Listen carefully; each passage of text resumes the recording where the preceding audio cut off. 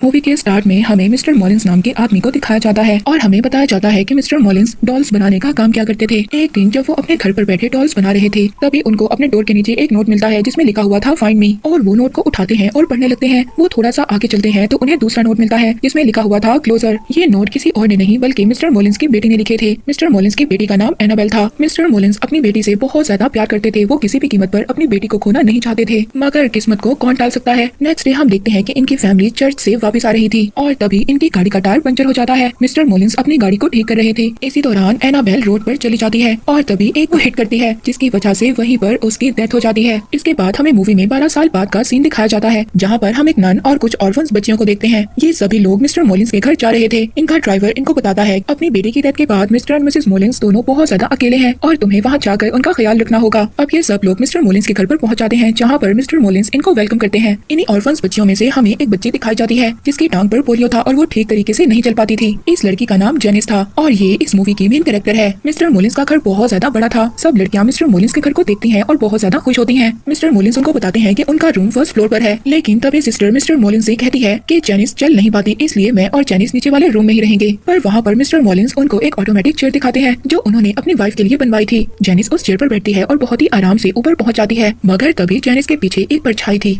और वो परछाई फिर अचानक से गायब हो जाती है। सभी लड़कियां बहुत ज्यादा एक्साइटेड थी। वो लड़कियां रूम में आती हैं और सभी अपना बेड चूज करने लगती हैं। वहीं पर जेनिस रूम के बाहर देखती है जहाँ पर 5 साल, 6 साल और 7 साल लिखा हुआ था। तभी मिस्टर मॉलिन्स जेनिस के पास आते हैं और उसे कहते हैं कि ये रूम हमेशा बंद रहेगा, इसको खोलने की कोशिश कभी मत करना। इसके बाद हम नन यानी कि सिस्टर को देखते हैं जो अपने सामान को खोल रही थी। तभी वो वहाँ पर एक सीक्रेट विंडो को देखती हैं जिसके अंदर लिफ्ट लगी हुई थी। अब विंडो के अंदर लिफ्ट लगी हुई थी, ये काफी ज्यादा अच्छी बात थी। अब सिस्टर उस विंडो को बंद करती है लेकिन वो विंडो खुद से दोबारा खुल जाती है। सिस्टर दोबारा से उस विंडो को बंद करती है लेकिन वो विंडो दोबारा खुल जाती है। पर तभी सिस्टर के पास एक लड़की आती है। वो आकर सिस्टर से परमिशन मांगती है कि वो बाहर जाकर खेल सकती हैं। सिस्टर सभी लड़कियों को परमिशन दे देती है और अब सब बच्चियां बाहर जाकर खेलने लगती हैं। यही सब कुछ जेनिस अपनी विंडो से देख रही थी। वो बहुत ज्यादा उदास हो जाती है क्योंकि वो चल नहीं सकती थी और ना ही इस तरह खेल सकती थी। अब रात को सब मिलकर डिनर करते हैं। तभी हम वहाँ पर मिस्टर मॉलिन्स की वाइफ को देखते हैं, मगर तभी वहाँ पर डोर बंद हो जाता है। अब जब रात हो जाती है तो रात को जेनिस को वही नोट मिलता है जिस नोट पर लिखा हुआ था फाइंड मी। ये एग्जैक्ट बिल्कुल वैसा ही नोट था जैसा मिस्टर मॉलिन्स की बेटी एनाबेल उनको दिया करती थी, मगर एनाबेल तो मर चुकी थी। और ये फिर कौन था जो जेनिस को ये नोट लिख रहा था। जेनिस उसी नोट को फॉलो करते हुए उस रूम तक पहुंच जाती है जिस रूम में मिस्टर मॉलिन्स ने उसको जाने से मना किया था। जेनिस अब उस रूम में आ जाती है जहाँ पर वो देखती है कि बहुत सारी डॉल्स पड़ी थी और वहीं पर एक छोटा सा डॉल हाउस भी था जो कि बिल्कुल कॉपी था मिस्टर मॉलिन्स के हाउस जैसा।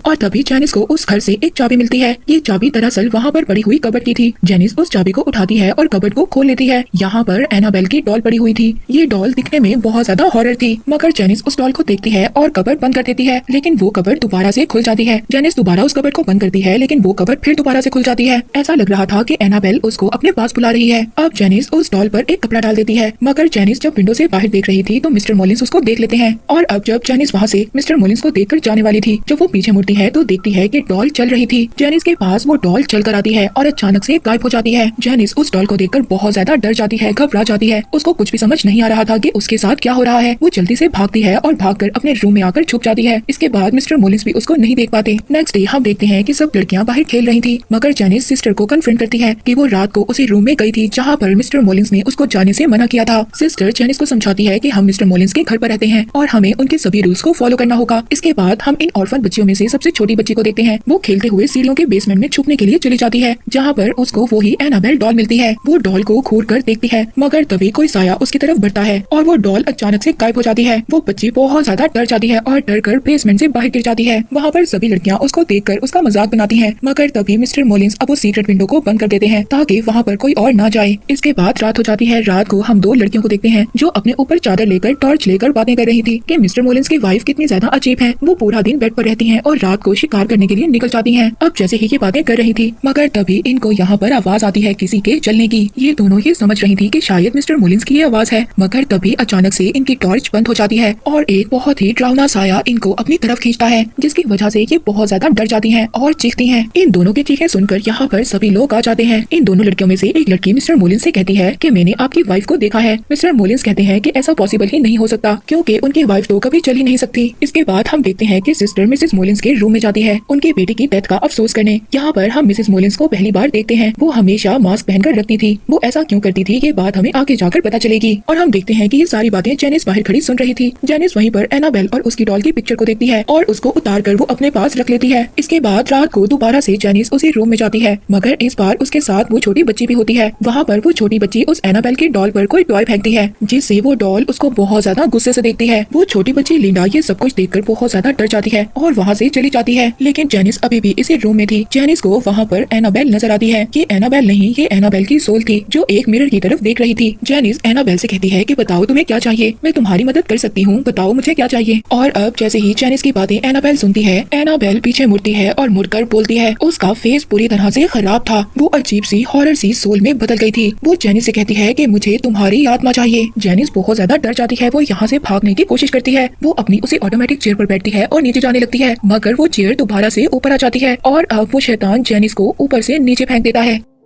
अब इसी तरह सुबह हो जाती है। सुबह को मिस्टर मोलिन्स जेनिस का इलाज करवाते हैं। जेनिस सिस्टर को बताती है कि इस घर में कोई शैतान है जो मुझे मारने की कोशिश कर रहा है, क्योंकि मैं सबसे ज्यादा कमजोर हूँ, मेरी सोल सबसे ज्यादा वीक है। सिस्टर जेनिस को समझाती है कि तुम्हारी बॉडी जरूर वीक है, लेकिन तुम्हारी सोल बिल्कुल भी वीक नहीं है, वो हमसे भी ज्यादा स्ट्रॉन्ग है। इसके बाद हम देखते हैं कि रात को लिंडा को उसी रूम से आवाज आती है। वो उसी रूम के पास जाती है और पास जाकर वो बाहरी से देखती है। वो देखती है कि वो डॉल चेयर पर बैठकर झूले ले रही थी। ये बहुत ज्यादा अजीब था। वो बहुत ज्यादा डर जाती है, मगर लिंडा फिर भी देखना चाहती थी क्या इस रूम में वाकई ही कोई शैतान है। वो अपनी टॉय गन से एक रस्सी बांधती है और उस रूम की तरफ करती है, मगर तभी वो शैतान उसकी वो टॉय गन छीन लेता है। लिंडा बहुत ज्यादा डर जाती है और डर कर अपने बेड पर जाकर छुप जाती है और वो शैतान वहाँ पर आता है और अपनी डॉल लेकर चला जाता है। नेक्स्ट मॉर्निंग एक और अजीब सी बात होती है। सिस्टर एनाबेल को बाहर लेकर घूमने जाती है, मगर तभी वो सिस्टर अचानक से शैतान में बदल जाती है और वो जेनिस को ले जाकर एक स्टोर रूम में फेंक देती है और वहाँ पर बंद कर देती है। जेनिस को वहाँ पर एनाबेल नजर आती है। एनाबेल जेनिस के अंदर अपना सारा खून फेंक देती है, यानी कि जो स्पिरिट अभी तक एनाबेल की शक्ल में नजर आ रही थी वो अब जेनिस के अंदर जा चुकी थी। सभी लोग जेनिस की जब चीखें सुनते हैं तो वहाँ पर आ जाते हैं, मगर जेनिस सबको ये दिखा रही थी कि वो बिल्कुल नॉर्मल है, क्योंकि अब वो शैतान जेनिस के अंदर जा चुका था। नेक्स्ट डे मिस्टर मोलिन्स लिंडा के पास आते हैं। लिंडा मिस्टर मोलिन्स को सब कुछ सच सच बता देती है कि आपके मना करने के बावजूद जेनिस उस रूम में गई थी और उसने वहाँ से डॉल भी ले ली थी। ये सब बातें सुनकर मिस्टर मोलिन्स को बहुत ज्यादा गुस्सा आता है और वो घबरा भी जाते हैं। वो जल्दी से घर के अंदर जाते हैं, जहाँ पर जाकर वो देखते हैं वो डॉल चेयर पर बैठी थी और साथ ही वहाँ पर उनको अब एक नोट भी मिलता है जिसमें लिखा हुआ था कि डैडी मैंने आपको ढूंढ लिया है। पर तभी वहाँ पर मिस्टर मोलिन्स को जेनिस भी नजर आती है। मिस्टर मोलिन्स जेनिस से पूछते हैं कि मैंने तुम्हें मना किया था उस रूम में नहीं जाना, कर तभी जेनिस अंधेरे में जाकर गायब हो जाती है और उसकी बॉडी से कोई अजीब सी चीज बाहर आती है। ये वही शैतान था जो जेनिस के अंदर था। मिस्टर मोलिन्स उसकी तरफ क्रॉस का साइन करते हैं, मगर अब वो शैतान एक एक कर मिस्टर मोलिन्स की फिंगर्स को तोड़ देता है और इसके बाद मिस्टर मोलिन्स को भी मार देता है। बेचारे मिस्टर मोलिन्स की भी अब डेथ हो गई थी। सिस्टर जल्दी से जब मिस्टर मोलिन्स की चीख को सुनती है तो अंदर आती है। वो आकर देखती है कि मिस्टर मोलिन्स की बॉडी अजीब सी हालत में पड़ी थी। ऐसा लग रहा था कि उस शैतान ने मिस्टर मोलिन्स की बॉडी का सारा खून चूस लिया है। अब ये इंसिडेंट देखकर सब लड़कियां बहुत ज्यादा डर जाती हैं। लिंडा अब ये डिसाइड करती है कि ये डॉल को फेंक देगी। ये उसी रात उस डॉल को पास कुएं में फेंकने जाती है, मगर सिस्टर उसको जाते हुए देख लेती है। लिंडा उस डॉल को फेंक कर नीचे झुककर देख रही थी, मगर तभी कोई अचानक से चीज उसको अपनी तरफ खींच रही थी। मगर यहाँ पर लिंडा की किस्मत अच्छी थी। सिस्टर आती है और उसको बचा लेती है। लिंडा और सिस्टर दोनों भागकर घर के अंदर आती हैं, जहाँ पर वो देखती हैं कि जेनिस गायब थी और डॉल बेड पर पड़ी हुई थी। सिस्टर को कुछ भी समझ नहीं आ रहा था कि इस घर में क्या हो रहा है।